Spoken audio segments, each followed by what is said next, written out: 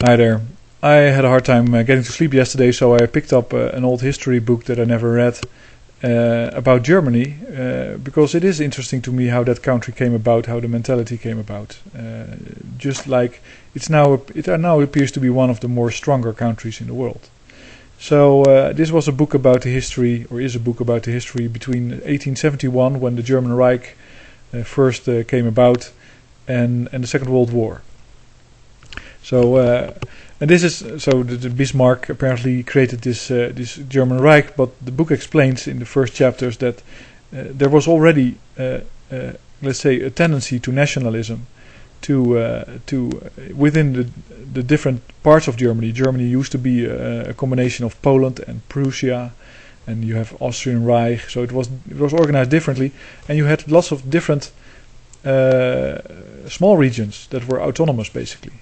That were also happy about it, and that makes a lot of sense, of course. Why, if you have the countries in Europe were not always complaining that it's not the united Europe at all.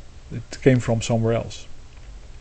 But the interesting thing about it, I thought, was that it mentioned that the Germans came to their desire to become a country from the fact that Napoleon ran over them. And they were stunned, of course, and they hated it. But on the other hand, they also, admired it in a way. They said, well, that's pretty cool if you can do that as a country like France. And then they wondered, how did France come about? Well, it came about after the revolution, which kind of activated the political mind of the people in France and gave them concepts like freedom, fraternity, equality, those kind of things. And those were basically... Those concepts were then used in Germany to become the German Reich.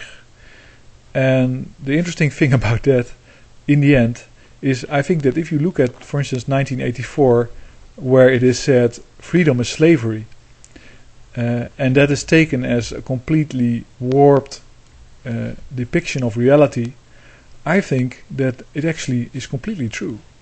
The concept of freedom in the minds of people means that they are willing to enslave themselves in order to achieve that concept, which they never can, of course, because it's a concept, it's an abstraction. You could say like a Big Mac is food, and then when you have it, then you have food. That makes a lot of sense, but freedom you will never achieve it. And I think that's very interesting, or that was very interesting if you think about it, that concepts, there's an innate asymmetry between the conceptual world and the real world, in that it's extremely easy to make the conceptual world seem extremely appealing, because it's all imagination, while the real world, it's hard to make it more appealing. So basically, if you want to, and if you have mass communication, if you have printed press, if you have the ability to reach many people at the same time, and they are all imitators of each other, of course, so you can implant a concept in their mind that is abstract and then embellish it with all kinds of nice features. Then you can control them, and they become enslaved. So freedom is slavery is true. It's not because it's freedom that is doing the enslaving, because, let's say, the promised land is also slavery. Any concept can be slavery. Why? Because it distracts you from your reality, your actual current reality, and it makes you feel that you need something that you don't have and that you can't have, but apparently a leader pretends that he can give it to you. And very concretely, that would mean that here you can, in the street where I live, we could do with some renovation. So if somebody comes to my door and says, okay, we're gonna give everybody here new front doors, and they're gonna look better than the ones that we have now, but they're not gonna be exceptionally beautiful, but it's gonna be an improvement for the neighborhood, because it looks more like more peaceful and more just nicer. It's a real improvement. Or some benches on the street where you can sit, or it's gonna be less traffic here.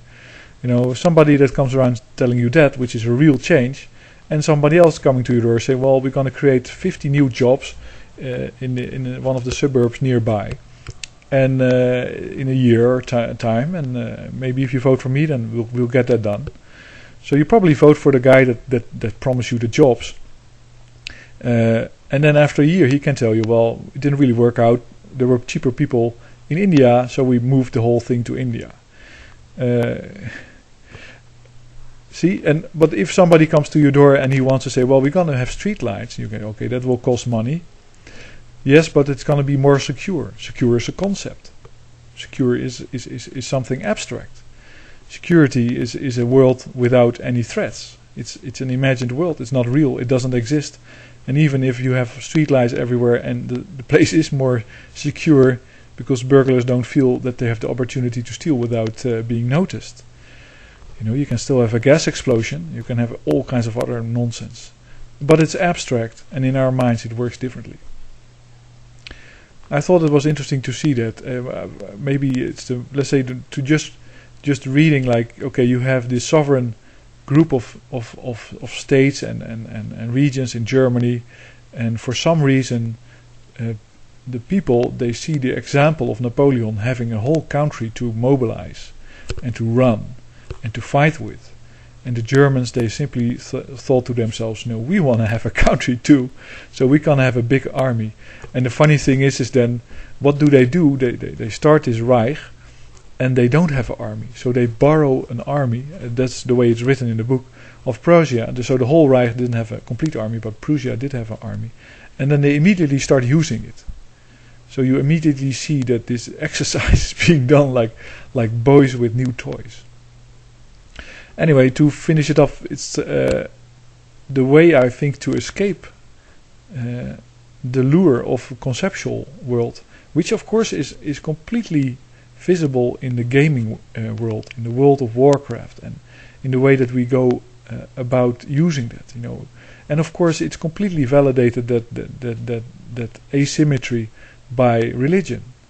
It's just much easier to, somebody got you in a single place sitting on your chair, and you have to hear all these stories about a beautiful world that could be in the future, where everybody is, heaven and stuff like that, and the good deeds of this man that once lived. It's like watching television.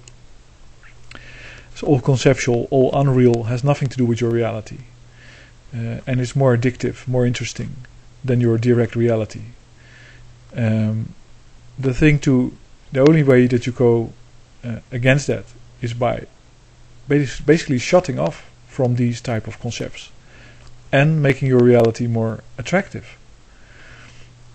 And then you become, at least in that respect, in the respect of, let's say, hedonistic pleasure or appreciation or enjoyment, you become less dependent on other people, and you become less of a slave. Anyway, I hope this was interesting, and thanks for listening.